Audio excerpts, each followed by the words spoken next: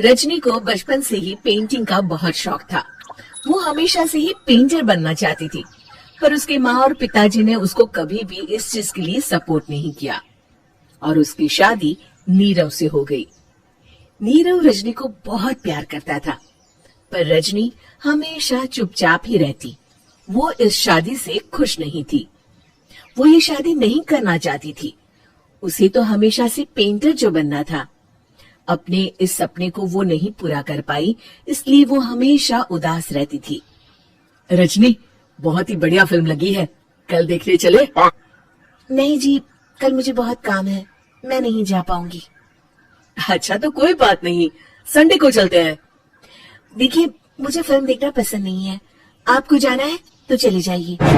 नीरव को मना करके रजनी वहां से चली जाती है और अपने बैग को खोलकर उसमें बंद पड़े ब्रश और कलर्स को देखकर रोने लगती है। रजनी, चलो ना कहीं बाहर खाने चलते हैं, कुछ तुम्हारी पसंद का। जी मुझे नहीं जाना, मेरी तबीयत ठीक नहीं है। रजनी वहां से चली जाती है। नीरव को समझ नहीं आता कि रजनी उससे इतना दूर क्यों रहती है। वो जब भी उसके साथ वक्त बिताना चाहता है, रजनी कोई ना कोई बहाना बना देती है। एक दिन घर पर कोई नहीं था। रजनी घर का सारा काम जल्दी से खत्म कर लेती है। घर पर अकेले होने के कारण वो सोचती है कि वो आज पेंटिंग करेगी।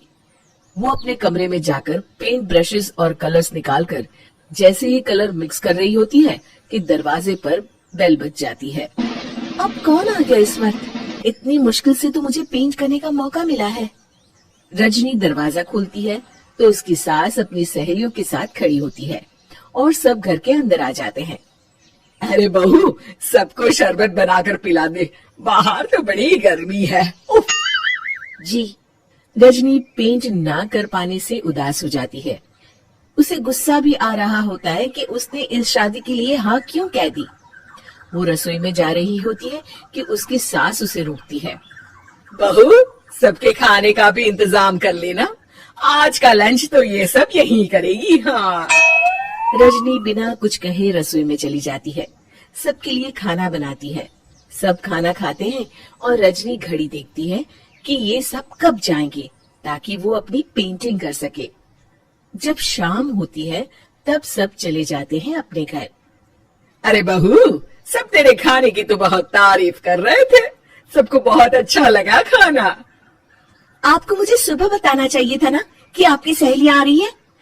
पता भी है कितना वक्त लगा सारा खाना बनाने में। अरे बहू, तू ऐसे कैसे बात कर रही है मुझसे? तो और कैसे बात करूं? मैं इस घर की कोई नौकरानी नहीं हूँ कि इतना काम करूंगी। रजनी अपने कमरे में जाकर दरवाजा बंद कर लेती है। शाम को जब नीरव आता है तो उसकी माँ उसे पूरी घटना के बारे में बताती है।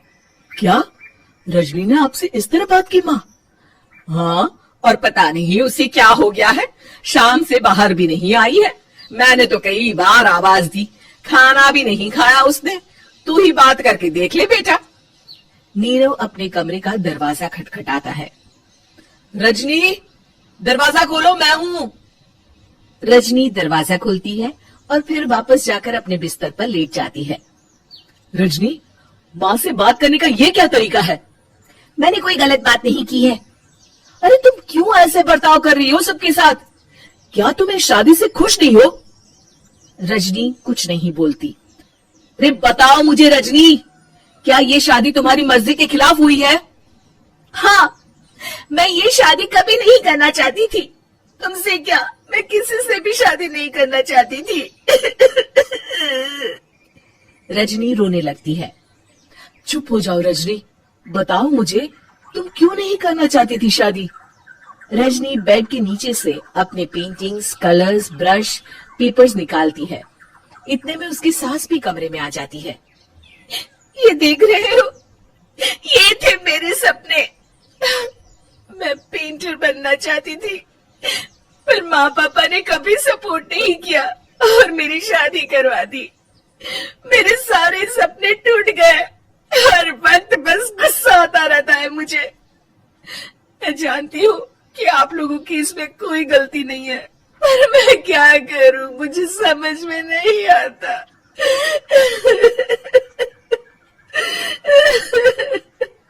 रजनी फूट फूट कर रोने लगती है।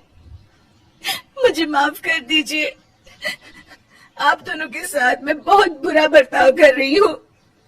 अरे रजनी बेटा चुप हो जाओ तुम। नीरव पानी लेकर आता है।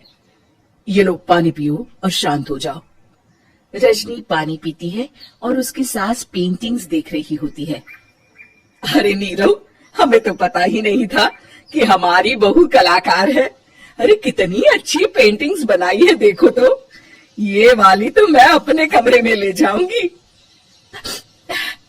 आपको ये पेंटिंग्स अच्छी लगी? अच्छी नहीं, बहुत अच्छी लगी। और तुमने हमें बताया क्यों नहीं? तुम जब चाहे पेंटिंग कर सकती हो रजनी। हम तुम्हारे सपनों को पूरा करने में तुम्हारा पूरा साथ देंगे। हाँ बेटा, हम कला की कद्र करते हैं। हम कलाकार तो नहीं, पर मुझे गर्व है कि मेरी बहू एक कलाकार है। रजनी, नीरव और सास तीनों हंस पड़ते।